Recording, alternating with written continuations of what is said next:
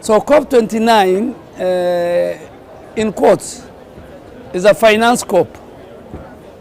So we must get right the financing issues around climate change.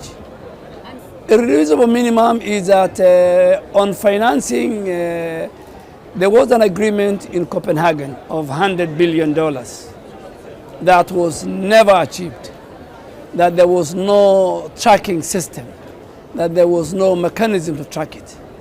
Now we are bringing in as Africa a new financing mechanism of 1.3 trillion because the global south and most of Africa, we are the victims. And the polluters are here.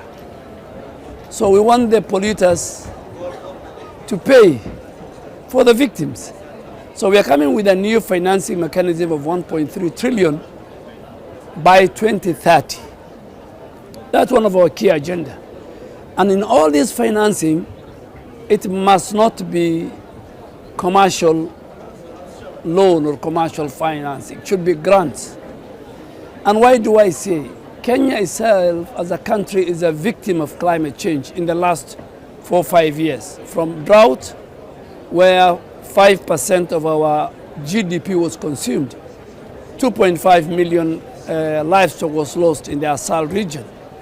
Then we had the floods that killed many of our people. In Nairobi alone, I think 42 people died, but across the country over 400.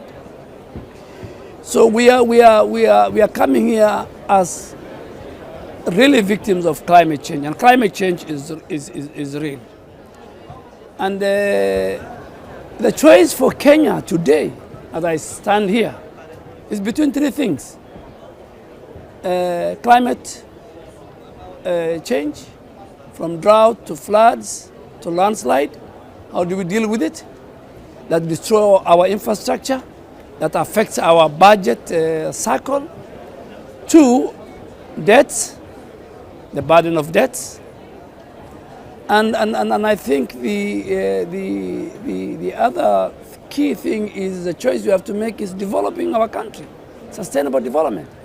So on one side, we have the effects of climate change, having heavy burden on our economy.